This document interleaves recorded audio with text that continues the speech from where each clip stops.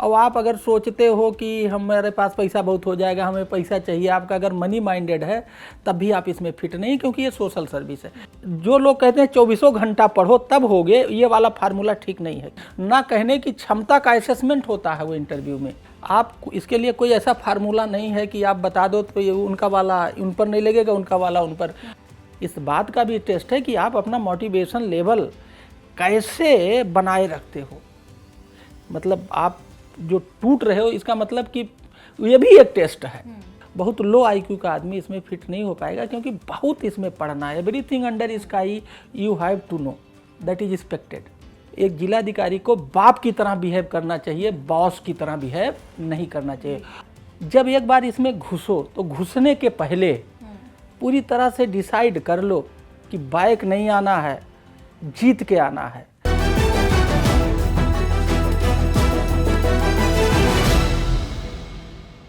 नमस्कार, स्वागत है आपका यूपीएससी एक्स्ट्रा क्लास में। मैं हूं आपके साथ निधि तनेजा और आज एक्स्ट्रा क्लास के खास मेहमान है आईएएस ऑफिसर और डायनामिक डीएम कहे जाने वाले हीरालाल सर।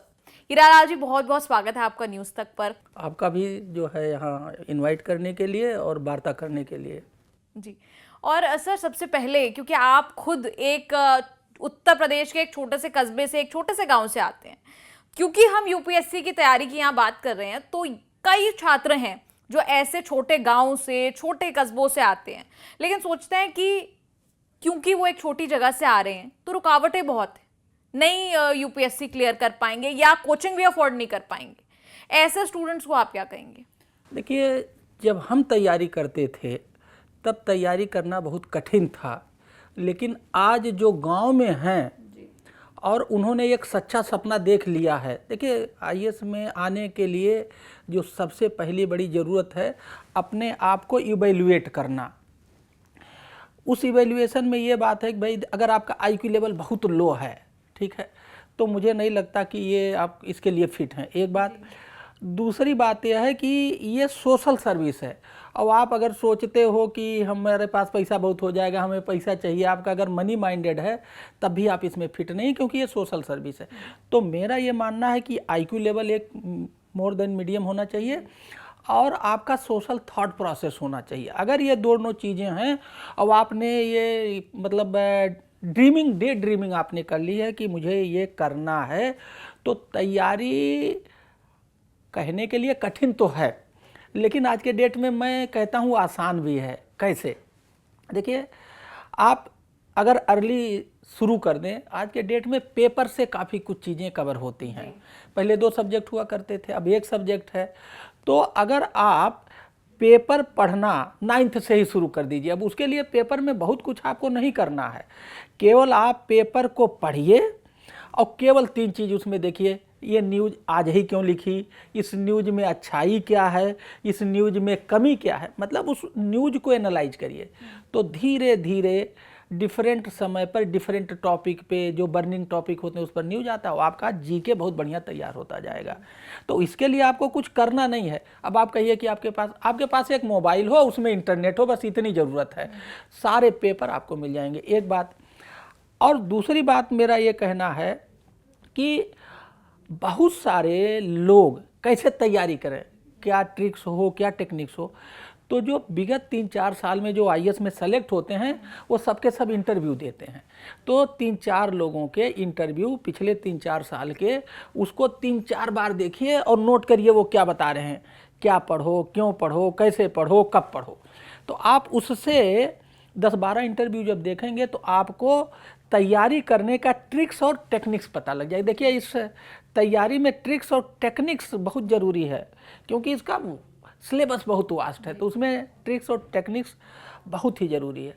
तीसरी बात, पहला मैंने बताया पेपर पढ़ने की बात, दूसरा बताया इंटरव्यू देकर सुन करके बताए गए ट्रिक्स और टेक्निक्स को समझना, कॉम्प्रीहेंड करना और उसको अडॉप्ट करना। तीसरी बात, सारे ये जो सेलेक्टेड अधिकारी हैं पिछले 3-4 साल के, वो सब सोशल मीडिया पे हैं। आप उनसे सोशल मीडिया पे कनेक्ट होइए और रिक्वेस्ट करिए, सर आप हमारी मेंटरिंग कर दो। तो अगर 10-12 लोग से करोगे तो बहुत सारे लोग आजकल मेंटरिंग कर रहे हैं, तो आपको मेंटर मिल जाएगा। अब आप देखिए, आपको मेंटर मिल जाएगा, आपको जो है ट्रिक्स एंड टेक्निक्स पता लग गया और आप पेपर से तैयारी शुरू कर दीजिए। तो ये इंटरनेट और मोबाइल फ़ोन ने इस तैयारी को आसान बना दिया है, मैं इसको इस लाइट में देखता हूँ। जी, और क्योंकि आपने अखबार की बात की, अब अखबार कई स्टूडेंट सोचते हैं कि 2-3 अखबार पढ़ने चाहिए एक दिन में, या एक अखबार आप पढ़ लो वही काफ़ी है आपकी जो जनरल जो आपकी तैयारी रहती है। देखिए, मेरा तो ये मानना है कि अखबार में उसमें भी जो इंटरव्यू देते हैं उसमें बताते हैं कि कौन कौन अखबार, आपने 12 इंटरव्यू देखा, अब आप 12 में देखिए कि सबसे ज़्यादा किस अखबार की बात कर रहे हैं। कि अगर 12 में 8 ने कहा कि ये अखबार पढ़ो तो आप वही पढ़िए, इसका मतलब कि उस अखबार को 12 में से 8 लोग डिट्टो कर रहे हैं। ये ट्रिक्स एंड क्या पढ़ना, कैसे पढ़ना, कब पढ़ना, कितना पढ़ना, 10-12 इंटरव्यू देखिए, आपको बिल्कुल अच्छी अच्छी चीज़ें पता लग जाएंगी। कौन अखबार पढ़ना वो भी वो बताते हैं। तो जिस अखबार के बारे में ज़्यादा बोले, ज़्यादा लोग बताएं, वही पढ़िए। जी, और जैसे आपने कहा कि जैसे टॉपर्स हैं या जिन स्टूडेंट्स ने, एस्पिरेंट्स ने यूपीएससी क्लियर कर लिया है, उनके इंटरव्यूज़ देखे। अब इसमें ये एक सवाल आता है कि जब आप इनके इंटरव्यूज़ देखते हैं, हर किसी का एक अलग फंडा रहता है, एक अलग स्ट्रैटेजी रहती है। वो आपके लिए काम करे ना करे इसकी कोई गारंटी नहीं है, मतलब आप उसमें से क्या पिक एंड चूज़ करके अपनाएं। देखिए, ऐसा है कि आप जब 10-12 लोगों का करेंगे ना, तो उसमें आप बहुत सी चीज़ें देखेंगे, कॉमन होगा। मान लीजिए आपने 12 का इंटरव्यू देखा और किसी स्ट्रेटजी को बताया कि बहुत लोग कह रहे हैं 8 घंटा पढ़ो, और 12 में से 10 ने कहा कि जो है 8 घंटा पढ़ो, तो इसका मतलब ये है कि जो लोग कहते हैं 24 घंटा पढ़ो तब होगे, ये वाला फार्मूला ठीक नहीं है, क्योंकि 8 ने कहा कि ये इसका मतलब कि वो टाइम मैनेजमेंट पे ध्यान देना है। एक आदमी कह रहा नहीं 24 घंटा पढ़ो, एक आदमी कह रहा 8 घंटा पढ़ो, इसका मतलब कि जो 8 घंटे वाली बात कर रहा है वो टाइम मैनेजमेंट की बात कर रहा है। तो जब आप बहुत सारी लोगों की बातें सुनेंगे ना, तो उसमें बहुत सी चीज़ें कॉमन होंगी, आप वो कॉमन पॉइंट उठा लीजिए। यस। और क्योंकि आपने घंटों की बात की, कितने घंटे पढ़ना चाहिए? वैसे जैसे मैंने कहा, हर किसी के लिए एक अलग अप्रोच, अलग स्ट्रैटेजी काम करती है, लेकिन एक यूपीएससी के एस्पिरेंट के लिए, क्योंकि देखिए कई एस्पिरेंट होते हैं, खास तौर पे दिल्ली आते हैं, मुखर्जी नगर आते हैं, राजेंद्र नगर आते हैं, कई स्टूडेंट्स अफोर्ड भी नहीं कर सकते, उस पर बाद में आएंगे, लेकिन जब यहाँ आते हैं वो, तो किस तरह से उन्हें अपना पूरा ये मैनेज करना चाहिए? देखिए, आप चूंकि देहात से बात शुरू की हैं कि जो रूरल एरिया में रहते हैं, जो मेरा बैकग्राउंड है, अगर मैं उस लाइट में बात करूं तो मैं तो कहता हूं कि कक्षा 8 से उन्हें पेपर पढ़ने में तो कुछ नहीं जाता ना। अब आपसे कक्षा 8 से ही आपकी फाउंडेशन शुरू हो गई, ठीक है। और जब आप कक्षा 8 से ही फाउंडेशन, तो धीरे धीरे धीरे धीरे वो आप पूरी तरह से, चूंकि आपने डे ड्रीमिंग की है, डे ड्रीमिंग ही रियलाइज होता है, तो आपको समय पता ही नहीं लगेगा, आप हमेशा उसी में डूबे रहेंगे, कुछ भी करेंगे तो आपको वही दिखाई देगा। तो उसमें आप ये बाइफरकेट नहीं कर पाएंगे कि कब हम आईएएस की तैयारी कर रहे हो, कब नहीं कर रहे हैं। मान लीजिए आप बीए में गए, बैचलर डिग्री में गए, तो आपको बैचलर डिग्री में वही सब्जेक्ट लेना चाहिए जो आप एक एज ए सब्जेक्ट लेंगे। तो आप वो बैचलर डिग्री का जो सब्जेक्ट, एक पेपर जो एक सब्जेक्ट होगा, उसको भी उसी नज़रिए से पढ़िए। आप बीए पास करने के नज़रिए से मत पढ़िए। बीए तो पास होगा ही, या बीए या बीएससी, जो भी बैचलर जो भी आप कोर्स लेंगे वो तो पास होगा ही, लेकिन उसमें आपका जो पर्सपेक्टिव होगा पढ़ने का, वो बीएससी या बीए पास करना नहीं होगा, आपका पर्सपेक्टिव होगा उसको पढ़ने का सिविल सर्विस से। तो वो भी आपका सब्जेक्ट भी तैयार हुआ। जी, अच्छा, एक क्योंकि गांव देहात की हमने बात की, एक भाषा को लेकर अड़चन आता है कई बार स्टूडेंट्स के लिए। कई बार पूछते हैं कि इंटरव्यू, खासतौर पर जो यूपीएससी का इंटरव्यू होता है, उसको लेकर बहुत हाइप क्रिएटेड होती है, बहुत ज़्यादा टेंशन का माहौल जो है ऐसा प्रेजेंट उसको किया जाता है, एक परसेप्शन है। तो भाषा को लेकर जो खास तौर पर गांव देहात से स्टूडेंट्स आते हैं, उनको कहीं ना कहीं एक भाषा का अड़चन जो है उसका सामना करना पड़ता है। लगता है कि अगर हिंदी बोलेंगे तो कहीं इंप्रेशन अपना कम ना हो, अंग्रेजी, क्योंकि हो सकता है हर किसी की अंग्रेजी बिल्कुल A1 ना हो। देखिए, भाषा पे आपने जो क्वेश्चन उठाया है बड़ा ही इंटरेस्टिंग, और ये देहात नहीं, ये सबके लिए रिलेवेंट है। होता क्या है भाषा में, मैं अपने उदाहरण से बात को स्पष्ट करूँगा। हमारा हिंदी और इंग्लिश सब्जेक्ट 12 तक था, तो चूँकि हिंदी और इंग्लिश सब्जेक्ट था, हमें पास होना था, तो हम 12 तक तो हिंदी और इंग्लिश पढ़े। उसके बाद हमने भाषा को, मतलब हिंदी इंग्लिश पढ़ना छोड़ दिए। और ये सबसे बड़ा ब्लंडर होता है। भाषा ही वो माध्यम है, जो आप आता है उसको आप उस भाषा के माध्यम से बताते हैं। अब आपने तो एज ए सब्जेक्ट पढ़ा, उसके बाद आप पढ़ाई नहीं, तो भाषा को एक तो इंग्लिश लैंग्वेज और एक आपका जो लोकल लैंग्वेज है, जैसे हिंदी हो गया, मलयालम हो गया या कोई भी लैंग्वेज, इन दो लैंग्वेज को आप एज ए सब्जेक्ट ना पढ़िए, हमेशा पढ़िए। जितना आप सब्जेक्ट में पढ़िए उतना भाषा को, तो इंग्लिश को एक तो इंग्लिश ले लीजिए और एक लोकल जैसे हमारे लिए हिंदी है, दोनों को। अब हमने भी यही गलती करी कि हमने इंटर तक तो एज ए सब्जेक्ट पढ़ा, उसके बाद उसको इग्नोर कर दिया, कभी नहीं पढ़ा। हमेशा भाषा को पढ़ना चाहिए और भाषा के वोकैबुलरी और भाषा की बहुत सारी चीज़ें डायनामिक होती हैं, बदलती रहती हैं। तो मेरा तो ये मानना है कि भाषा को हमेशा पढ़ते रहना चाहिए। जी, और कई बार इंटरव्यू को लेकर सवाल आता है कि यूपीएससी इंटरव्यू में कई स्टूडेंट्स होते हैं, जवाब जो आता है वो तो आप कॉन्फिडेंस के साथ देते ही हैं, अब जवाब जो नहीं आता है, जिसका आंसर आपको पता ही नहीं है, आप मतलब फैक्चुअल उत्तर है और फैक्चुअल आपको पता ही नहीं है कि भाई अमेरिका में क्या हुआ था या देश में जब इमरजेंसी लगी थी तो क्या हुआ था क्या नहीं, तो ऐसे फिर सवालों को किस तरह जवाब दिया जाए उनका? देखिए, जो चीज़ आप बिल्कुल कॉन्फिडेंट नहीं है, वो बिल्कुल नहीं आता है, तो उसमें सॉरी करके नेक्स्ट मूव करना चाहिए। क्योंकि आपको जब ये आप बिल्कुल श्योर हैं कि आपको उसके बारे में कुछ नहीं पता है, तो आप बोलेंगे तो उसके गलत होने के ज़्यादा चांसेज हैं, तो उससे निगेटिव इम्प्रेशन पड़ेगा। और सॉरी करने से एक इम्पैक्ट इंटरव्यू में ये भी आता है कि देखिए बंदा जो है बनावटी नहीं है, अगर नहीं आ रहा है तो अगर नहीं आ रहा है तो इसके अंदर ये क्षमता है ना कहने की, ना कहने की क्षमता का असेसमेंट होता है वो इंटरव्यू में। क्योंकि बहुत सारी चीज़ें होती हैं ना कि हमें पता है ये चीज़ सही है लेकिन हम उसको नहीं बोल पाते हैं, तो वो क्षमता भी चाहिए एक ब्यूरोक्रेट में। तो अगर आपको नहीं आता आप नो बोलिए, मेरे हिसाब से तो यही होना चाहिए। और क्योंकि आपको 25 साल से ज़्यादा हो चुके हैं पब्लिक सर्विस में, आप जब इस इंटरव्यू में बैठे थे तब भी इतना, क्योंकि जलवा आज भी यूपीएससी का बरकरार है, आज भी वही क्रेज़ है लोगों में यूपीएससी का एग्ज़ाम देने का कि एक अटेम्प्ट नहीं तो 2, 3, 4 अटेम्प्ट तक रुकते हैं और अटेम्प्ट तब तक देते हैं जब तक क्लियर ना हो जाए। देखिए, ये तो बात सही है कि ये आपके मोटिवेशन का और आपके क्या कहेंगे साहस का ये टेस्ट लेता है। ऐसे हमने बहुत देखे कि 10-10 बार लगातार हुए और 10वें बार में सेलेक्ट हुए। बहुत लोग एक ही 2 बार में फील्ड छोड़ देते हैं और बहुत सारे लोग इतने कॉन्फिडेंट होते हैं बिना किसी तैयारी के पहले चांस में आते हैं और वो अच्छी मेरिट भी लाते हैं। ऐसे भी जिसका आईक्यू बहुत अच्छा है।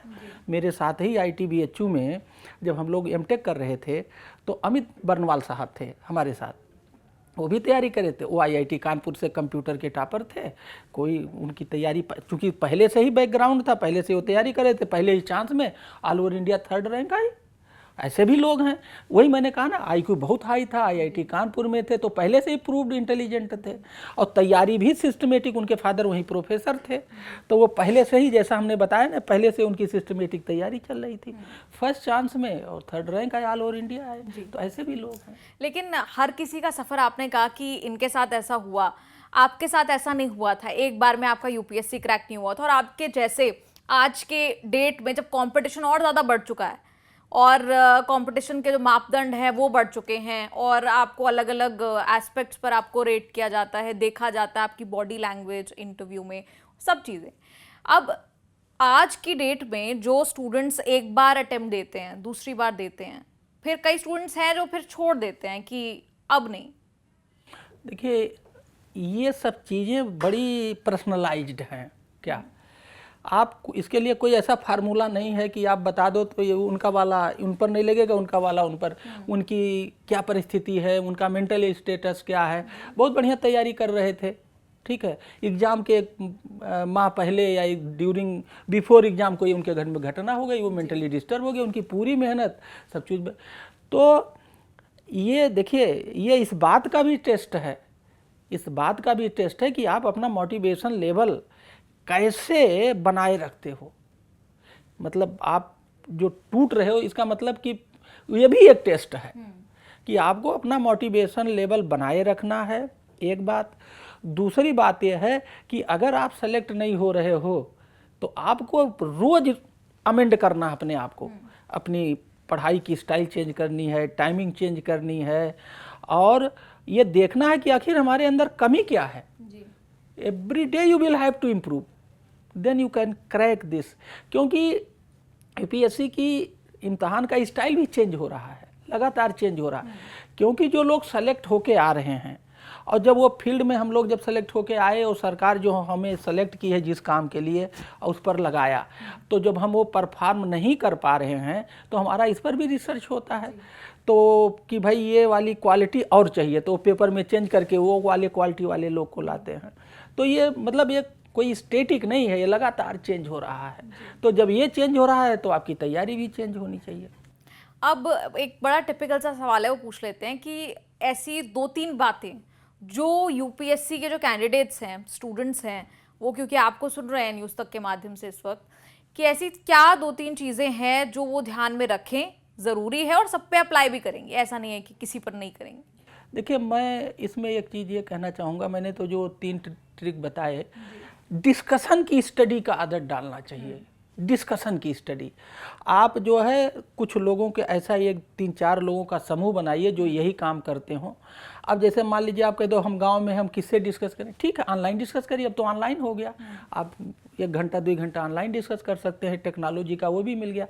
डिस्कशन की पढ़ाई, डिस्कशन के माध्यम से इसमें पढ़ाई करना सबसे ज़्यादा कारगर होता है, और वो रिटेन होता है, सब्जेक्ट की क्लियरिटी बहुत अच्छी आती है, सब्जेक्ट का डेप्थ बहुत अच्छा मिलता है।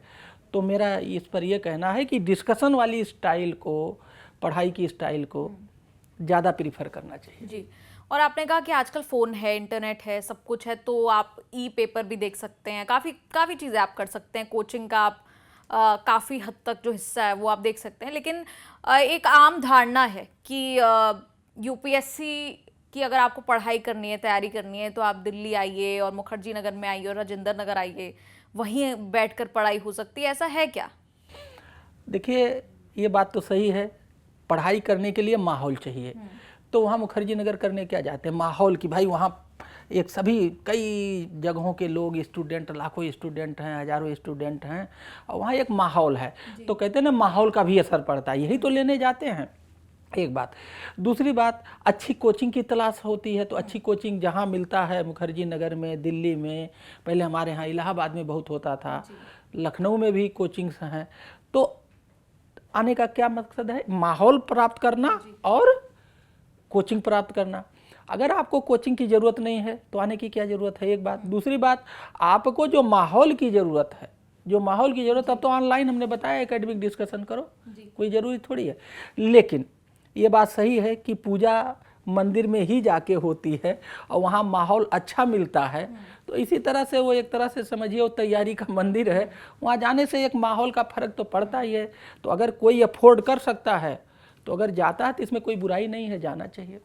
तो सेल्फ कोचिंग क्या पॉसिबल है, फीजिबल है? कई स्टूडेंट्स करते हैं ऐसा? बिल्कुल पॉसिबल है, बहुत लोग, अभी मैंने तो अमित बनवाल साहब का बताया कि वो कानपुर से आए और बनारस में रह के हम लोग अपने घर पे रह के तैयारी किए। हम लोग हॉस्टल में रहते थे, तो चूंकि एमटेक हम लोगों के साथ ही कर रहे थे। आपने भी अपनी तैयारी? हमने भी कोई कोचिंग नहीं किया। हाँ, हम भी एमटेक कर रहे थे, वो भी एमटेक कर रहे थे। वो अपने घर से आते थे क्योंकि उनके फादर हम हॉस्टल में रह के रहे, तो दिन में आते थे, कभी हम लोग डिस्कस भी करते थे। तो हमने भी सेल्फ स्टडी किया, उन्होंने भी किया। और तब से अब तक अगर आप ट्रेंड्स देखते हैं, आपको आजकल के सवाल सुनाई देते हैं कि यूपीएससी इंटरव्यू में ये पूछा गया या मेंस में ये पूछा गया, लगता है कि ट्रेंड बदल गया है पूरी तरीके से? बिल्कुल ट्रेंड बदल गया है। पहले सिलेबस ओरिएंटेड तैयारी कारगर थी, अब नॉलेज ओरिएंटेड तैयारी कारगर है। पहले सिलेबस तो मिलता ही है कि ये टॉपिक होगा, अब आपको इस पर तैयारी करना। पहले सिलेबस कवर कर लिया तो सेलेक्ट हो जाते थे, अब ये संभव नहीं है। अब आपको उसका गहराई से नॉलेज होना चाहिए, थेरेटिकल एंड प्रैक्टिकल। तो ट्रेंड में बहुत परिवर्तन आया है। एक दूसरा, हम किसी कोचिंग वाले से ही डिस्कस कर रहे थे तो उन्होंने ये भी बताया कि पहले साइंस साइड के सब्जेक्ट लेने से चांसेज अच्छे रहते थे, उसमें अच्छे नंबर स्कोर होते थे। लेकिन इधर जो है अब ह्यूमैनिटीज के सब्जेक्ट लेने से चांसेज बेहतर हुए। इसका ये मतलब नहीं है कि साइंस के सब्जेक्ट से सिलेक्शन नहीं होता है। ये बात आपने क्वेश्चन पूछा ट्रेंड की, तो ये भी एक ट्रेंड में परिवर्तन आया है। मैंने डिस्कशन में इस बात को, मुझे एक अच्छे 30 साल की कोचिंग चलाते हैं, उन्होंने ये बात मुझे बताई। और क्योंकि आपने कुछ सब्जेक्ट्स विषयों की भी बात की, अब सवाल ये भी आता है कि आपके विषय जो हैं, जो आप यूपीएससी में चुनाव करते हैं, ऑप्शनल का आप चुनाव करते हैं, वो किस तरह करें? क्योंकि कई स्टूडेंट्स कहते हैं पॉल साइंस जो है वो आपके ओवरऑल उसके लिए अच्छा रहता है, ओवरऑल मतलब जनरल नॉलेज हो गई, इंटरव्यू में भी काम आ जाता है। देखिए, मुझे तो लगता है कि सब्जेक्ट का बहुत ही गहरा नॉलेज होना चाहिए। ठीक है, सुपरफिशियल नॉलेज से इसमें काम चलेगा नहीं। तो आपको बहुत गहराई से नॉलेज कब मिलेगा? जिसमें आपकी रुचि होगी। जैसे मान लीजिए हमारी रुचि मैथ में है, अब हमसे कोई कह दे केमिस्ट्री पढ़ के और हम ये दें तो नहीं चलेगा। तो मैं तो ये सजेस्ट करूँगा जिसमें उसका ओरिजिनल रुचि हो, जिस सब्जेक्ट में, वो सब्जेक्ट उसको लेकर के उसी में देना चाहिए। तो फिर वो उसमें बड़े गहराई से घुसेगा। क्यों घुसेगा? क्योंकि उसको इंटरेस्ट आता है, वो उसका पैशनेट सब्जेक्ट है। तो जिसमें उसकी जो हॉबी हो उस सब्जेक्ट को लेना चाहिए। जैसे बहुत लोगों की जो है इतिहास में बड़ी रुचि होती है, कुछ की जो है ज्योग्राफी में बड़ी। जैसे मेरे साथ एक आईपीएस अफसर थे, मेरे एसपी थे, तो उन्होंने ज्योग्राफी लिया। तो हमने कहा आपने ज्योग्राफी क्यों लिया? कहीं मुझे ये आर्किटेक्ट वक्त का में बड़ा मज़ा आता था कि कौन आर्किटेक्ट कहाँ बना है, वो कौन अच्छा है क्या खरा। उनकी वो नेचुरल जानने की एक अंदर से इच्छा थी, तो उसमें खूब वो पढ़ते थे, वही सब्जेक्ट लिए और सेलेक्ट हो गए। तो मैं इसी बात से अपनी सहमति जताता हूँ कि जिसमें आपकी रुचि है वही सब्जेक्ट लीजिए और उसी को पढ़िए। जी। और इंटरव्यू की अगर बात करें, यूपीएससी इंटरव्यू की, उसमें बॉडी लैंग्वेज भी आपका बड़ा अहम किरदार निभाती है। जब से आप अंदर एंटर करते हैं वहीं से आपकी जजमेंट जो है, स्क्रूटिनी जो है वो चालू हो जाती है, शुरू हो जाती है। वो बॉडी लैंग्वेज को किस तरह से मेंटेन किया जाए, किस तरह से अपने आप को प्रेजेंट किया जाए? देखिए, प्रैक्टिस में कहने पर मैन परफेक्ट। मेरा तो ये मानना है कि जब आपको पता लग जाए ना, तो आपको मॉक इंटरव्यू करना चाहिए। उससे दो बात होता है, उससे एक तो कॉन्फिडेंस आता है, बॉडी लैंग्वेज क्या आता है। और इंटरव्यू बेसिकली कॉन्फिडेंस के लिए, कॉन्फिडेंस बहुत ज़रूरी है। तो जब मॉक इंटरव्यू करोगे तो धीरे धीरे आप ऑटोमेटिक कॉन्फिडेंस बन जाएगा और मोस्टली चीज़ें आपकी जो कमी होगी वो इम्प्रूव हो जाएगी। तो मैं तो इसके लिए कहूँगा कि मॉक इंटरव्यू का सहारा लेना चाहिए। और मॉक इंटरव्यूज आजकल काफ़ी कराए भी जाते हैं। तो और कई बार कहा जाता है मिरर एक्सरसाइजेस भी बोली जाती हैं कि इंटरव्यू में आपको अपने आप को बेहतर दिखाने के लिए। तो अच्छा, एक इसका भी जिक्र कर लें ज़रूर, डायनामिक डीएम किताब है आपकी। तो इसमें यूपीएससी की तैयारी से जुड़ी कुछ बातें हैं, इसलिए ये आज हमारी एक्स्ट्रा क्लास से जुड़ा हुआ भी है। क्या, कैसे ये जो आपकी किताब है डायनामिक डीएम, ये कैसे यूपीएससी कैंडिडेट्स को मदद कर सकती है? ये यूपीएससी कैंडिडेट के लिए ही है। जैसे मैंने अभी आपको बताया ना कि अब सिलेबस बेस्ड तैयारी काम कारगर नहीं है, नॉलेज बेस्ड। जैसे हमारा इसमें पहला चैप्टर है पानी की समस्या और उसका समाधान। अब आपसे एक क्वेश्चन यही आ गया, बताइए आप एक जिले के कलेक्टर हैं, वहाँ पानी की बहुत बड़ी समस्या है, आप उसे कैसे हल करेंगे? तो आप थियरी करके नहीं, आप मेरा चैप्टर पढ़ लीजिए और लिखिए आइए। क्या? क्योंकि ये किया हुआ है, ज़मीन पे टेस्टेड, ट्राइड, वेरीफाइड है। अब दूसरा मैं उदाहरण देता हूँ। जैसे मैंने इसमें एक प्लास्टिक रिमूवल का, जो प्लास्टिक बैन की बात चल रही है, हम 2018 से as a collector plastic ban पे काम किए और बड़ा कारगर हुआ। तो हमने उस पर लिखा है क्या कि प्लास्टिक बैन पे क्या करना चाहिए।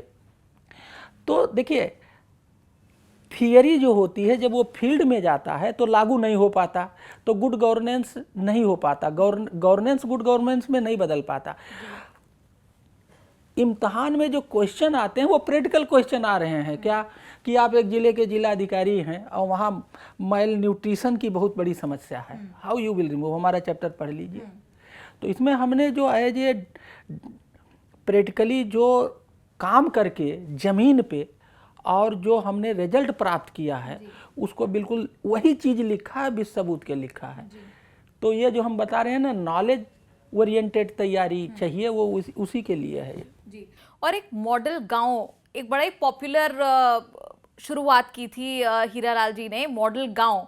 ये इनिशिएटिव क्या है? और क्योंकि बड़ा पॉपुलर है, लोग बात करते हैं, आपके जो मॉडल गांव इनिशिएटिव है, गांव को की काया पलट करने की जो कोशिश है, वो कैसे किया आपने? देखिए, ऐसा है, मॉडल गांव जो है वो जो बांदा में हम जब कलेक्टर थे तो मैंने 20-22 इनोवेशन किए, सबके अच्छे रिजल्ट आए। जैसे कि 1.5 साल में वाटर टेबल 1 मीटर 34 सेंटीमीटर ऊपर आ गया, क्रॉप प्रोडक्टिविटी 18.5% बढ़ गई, मैं चुनाव में 10.5% हाईएस्ट वोटिंग हो गया, पूरे यूपी में नंबर 1 हो गए। मेल न्यूट्रिशन पे हमने अच्छा काम किया तो हमारा वो नीति आयोग ने अपने पेज नंबर 73 पे लिखा रिप्लिकेट करने के लिए।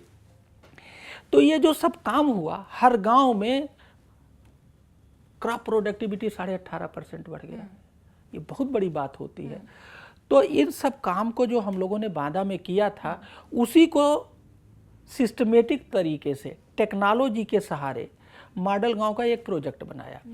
और ये प्रोजेक्ट हमारे एक मित्र हैं श्री मुनीश जी, जो नाबार्ड के रिटायर्ड सीजीएम, नाबार्ड का काम ही है गांव का विकास, रूरल डेवलपमेंट। तो उन्होंने उस सारे काम को जो हमने बांदा में किया था उस पर एक प्रोजेक्ट बनाया। आईसीसीआई फाउंडेशन उसको सपोर्ट कर रहा है, मैं उसका ऑनरेरी मेंटर हूं, और हम लोग टेक्नोलॉजी के सहारे इसको अपने पूरे उत्तर प्रदेश में, देश में लागू कर रहे हैं। ये है मॉडल गांव। जो बांदा में काम हुआ वो कैसे और जगहों पे रिप्लिकेट हो। तो अब इसको रिप्लिकेट करने के लिए, स्केल अप करने के लिए हमें टूल चाहिए, तो हम लोग टेक्नोलॉजी का सहारा लेते हैं। और क्योंकि आप ग्राउंड पे इतने साल काम कर चुके हैं और यूपीएससी के इंटरव्यू में बहुत बार इसी तरह के एनालिटिकल सवाल आपसे पूछ लिए जाते हैं कि आप इस सिचुएशन में हैं, जो आपने एग्जांपल भी दिए जिस तरह के कि इस सिचुएशन में है, कैसे डील करेंगे, तो ये किताब वहाँ पर आपके काम आएगी। बिल्कुल, अगर इस किताब को आदमी एक बार नहीं 3-4 बार पढ़े तो क्या हो जाएगा, 3-4 बार पढ़ेगा तो उसके जो सोचने का तरीका है, ये बेसिकली ये किताब केस स्टडी पे आधारित है, तो उसका जो सोचने का तरीका वो प्रैक्टिकल हो जाएगा, थियोरेटिकल से वो चेंज होकर प्रैक्टिकल हो जाएगा। और यही यूपीएससी चाहती है कि हम प्रैक्टिकल नॉलेज हमारे पास हो, सोचने का स्टाइल प्रैक्टिकल हो, जिससे ज़मीन पे जाने पर वो फेल ना हो। अच्छा, यूपीएससी में सफलता बड़ा ही कॉमन टिपिकल सवाल है। हर बार की तरह मैं यही कहूँगी कि हर किसी पे एक ही बात अप्लाई हो जाए, ज़रूरी नहीं है, हर किसी का अपना तरीका है। ऐसी कौन सी 2-3 बातें हैं जिसका ध्यान रखा जाए, या ऐसी बातें जो स्टूडेंट्स में होनी चाहिए, जो यूपीएससी चाहता है कि आप में हो ही हो? मैंने आपको शुरू में बताया ना कि यूपीएससी में जाने के लिए आपका जो सोचने का जो थॉट प्रोसेस है वो सोशल होना चाहिए, आपका कमर्शियल नहीं होना चाहिए। अब आप अगर ये सोच रहे हो कि हम आईएएस हो जाएंगे या यूपीएससी में सेलेक्ट हो जाएंगे तो बहुत सारे पैसा, बहुत सारे मकान, और जो कमर्शियल लाइन की थिंकिंग है, ये पहली बात तो सोच इसमें यहाँ सूट। मान लीजिए आप सेलेक्ट भी होगे तो वहाँ जाओगे तो वहाँ ये चीज़ कर नहीं पाओगे, तो आप तो सेलेक्ट होने के बाद भी कुटते रहोगे। तो मेरा ये कहना है कि ये इस जॉब को एंजॉय वही कर पाएगा जो उसके सांचे में और में फिट है। पहले मेंटली क्या कि वो एम्पैथी सोच वाला व्यक्ति हो, सोशल सोच वाला व्यक्ति हो, और थोड़ा सा इसमें आईक्यू की जो बात मैं कहता हूँ, बहुत लो आईक्यू का आदमी इसमें फिट नहीं हो पाएगा, क्योंकि बहुत इसमें पढ़ना है। Everything under sky you have to know, that is expected. क्योंकि आपने कहा कि एवरीथिंग अंडर द स्काई, मतलब इतना कुछ आपको पढ़ना पड़ता है, स्टडी मटेरियल भी बहुत ज़्यादा होता है, सोर्सेज बहुत ज़्यादा होते हैं। यही सवाल भी स्टूडेंट्स भी करते हैं कि जब इतना सारा जो है स्टडी मटेरियल सामने हो, ऐसे में ये भी कहा जाता है कि एनसीईआरटी आप शुरुआती तौर पर बेसिक्स अपने क्लियर रखें तो बहुत मदद वहीं आपकी हो जाती है। आप क्या रेकमेंड करेंगे कि इतने सारे सोर्सेज में से, इतने सारे स्टडी मटेरियल में से किस तरफ इंसान जाए? स्टडी मटेरियल में मेरा ये कहना है, देखिए मैंने बताया ना कि आप 10-12 इंटरव्यू सुनो, उसमें आपको ये पता लग जाएगा, क्योंकि वो डिफरेंट फील्ड से आते हैं। क्या अच्छा, मान लीजिए आपने 10-12 इंटरव्यू सुना और आपको नहीं समझ में आया कि ये तो मेरे सब्जेक्ट वाला आदमी नहीं था, तो बहुत सारे इंटरव्यू हैं, हर सब्जेक्ट वाले का इंटरव्यू है, तो आप अपने सब्जेक्ट वाले को ढूंढ करके उसका इंटरव्यू, जैसे मान लीजिए आपका ज्योग्राफी में इंटरेस्ट है तो ज्योग्राफी वालों का बहुत सारा इंटरव्यू बहुत खुल के बिल्कुल ओपन बताते हैं। आप उसे वही बता देगा कि ज्योग्राफी में कौन मटेरियल, कितना, कौन किताब, किस राइटर का, और everything you will come to know. जी हाँ, तो अब ये चीज़ बड़ी डिफ़िकल्ट नहीं है, और उस मटेरियल को पाने के लिए आप अगर गूगल पे कोई चीज़ डाल दीजिए, बहुत सारे मटेरियल। अब तो लोगों ने क्वेश्चन आंसर भी अपने डाल दिए कि क्वेश्चन क्या था, मैंने आंसर कितना लिखा तो कितने नंबर, उससे भी आपको। और प्रैक्टिस तो करना बहुत ज़रूरी है। आप वहाँ जो लिखने जाते हैं ना, वो कम से कम बहुतों बार वहाँ लिखने के पहले प्रैक्टिस बहुत ज़रूरी है। हाँ, आप 3 घंटा बैठ के इम्तहान जितना वहाँ बैठेंगे, यहाँ कई बार इम्तहान दीजिए, तभी वो कॉन्फिडेंस आता है और तभी अच्छा। ये काम हर काम में किया जाता है, हाँ, बिना प्रैक्टिस के नहीं। और कुछ ऐसे इंस्टेंसेस आपको याद हों जो आपके यूपीएससी इंटरव्यू से जुड़े हों, अगर वैसे तो बहुत साल हो गए उस बात को, लेकिन एक बार नहीं, आपने 2-3 अटेम्प्ट्स देने के बाद जाकर आपका यूपीएससी क्लियर हुआ था, पीसीएस भी आपने क्लियर किया था। तो ऐसे कोई इंस्टेंसेस जो स्टूडेंट्स को बड़े इंटरेस्टिंग लगती हैं, ऐसी बातें, कुछ फनी इंस्टेंस, या हो सकता है आपके डीएम रहते हुए, अगर इंटरव्यू ना सही, आपके डीएम रहते हुए बांदा में, क्योंकि आप डीएम रह चुके हैं, या अपने पूरे कार्यकाल में जो भी आपका रहा। देखिए, एक जो डीएम है वो जनता का आदमी है जी। जो गवर्नेंस में एक बेसिक प्रॉब्लम होती है, हमारी नौकरी किसके लिए है? जनता के लिए है। जी। हम जनता को आगे बढ़ाने के लिए विभिन्न प्रकार के प्रोजेक्ट और प्रोग्राम चलाते हैं, और जनता हमारे पास आने से डरती है। तो जब जनता हमारे पास आने से डरेगी तो हम अपने प्रोडक्ट को, उसे कैसे, सोशल प्रोडक्ट को कैसे सेल कर पाएंगे? तो इसमें जो सबसे बड़ी बात यह है कि जिला प्रशासन और जनता के बीच के गैप को कम किया जाए। ये बहुत बड़ा चैलेंज होता है, और जनता आपकी बात में विश्वास करे। How to win the trust of the masses, ये बहुत बड़ी चैलेंज होती है। और ये होता ये है, लोग बॉस की तरह बिहेव करते हैं, इसलिए वो ट्रस्ट नहीं मिलता। एक जिलाधिकारी को बाप की तरह बिहेव करना चाहिए, बॉस की तरह बिहेव नहीं करना चाहिए। और अगर आप बाप की तरह बिहेव करेंगे, बॉस की तरह नहीं करेंगे, तो धीरे धीरे ये जनता आप पे ट्रस्ट करने लगेगी और गवर्नेंस अपने आप इम्प्रूव करने लगेगा। यही मेरी स्टाइल है। I never behave like a boss, I always behave like a बाप, फादर। यानी किसी भी एक आम नागरिक को, जहां आप, क्योंकि आप एडिशनल मिशन डायरेक्टर हैं, तो कोई भी आकर आपसे बात कर सकता है सीधा, बिना हिचक के, बिना किसी हेजिटेशन के? मेरे पास जो आता है, कोई भी आ जाए, परिचित अपरिचित, मैं एक तो सबसे मिलता हूँ एक बात, और वो फिर मुझसे मिलके जब जाएगा ना तो वो मुझे भूल नहीं पाता। मैं 1 मिनट के अंदर उसे वो फील देता हूँ कि जैसे वो अपने किसी पारिवारिक घनिष्ठ से बात कर रहा है। That is my style of functioning. और इसीलिए लोग आपको बहुत प्यार भी करते हैं, किस मतलब बहुत बिंदास तरीके से आपकी पूरी हमारी बातचीत रही आज। और यूपीएससी एक्स्ट्रा क्लास में जाते जाते खास एक्स्ट्रा टिप वो आप क्या देंगे स्टूडेंट्स को? हम स्टूडेंट को जो एक्स्ट्रा टिप का है कि जब एक बार इसमें घुसो तो घुसने के पहले पूरी तरह से डिसाइड कर लो कि बाइक नहीं आना है, जीत के आना है। और वो जो जीत के आना है, जिसको कहते हैं ड्रीम, वो पक्का होना चाहिए। पहले आप अपने ड्रीम को पक्का करो, और जब पक्का आपका ड्रीम हो जाए तभी आप इधर आइए। अदरवाइज जो है, एक बार ये नहीं कि आए और फिर गए। तो ड्रीम का जो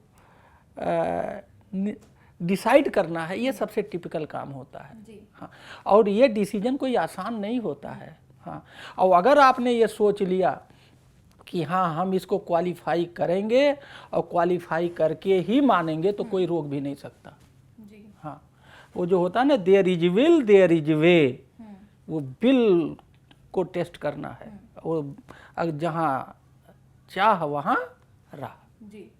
इस सेंटेंस पे बहुत गौर करना है डिसीजन में जी। तो बहुत बहुत शुक्रिया हीरा लाल जी हमारे साथ जुड़ने के लिए। न्यूज़ तक की यूपीएससी एक्स्ट्रा क्लास में हीरालाल जी को आपने सुना, आईएएस अफसर हैं, डायनामिक डीएम कहे जाते हैं। क्यों कहे जाते हैं आपने सुन लिया। और न्यूज़ तक में आगे भी ऐसे एपिसोड्स देखने के लिए, ऐसे गेस्ट से मिलने के लिए, यूपीएससी से जुड़े हुए देखते रहिए न्यूज़ तक।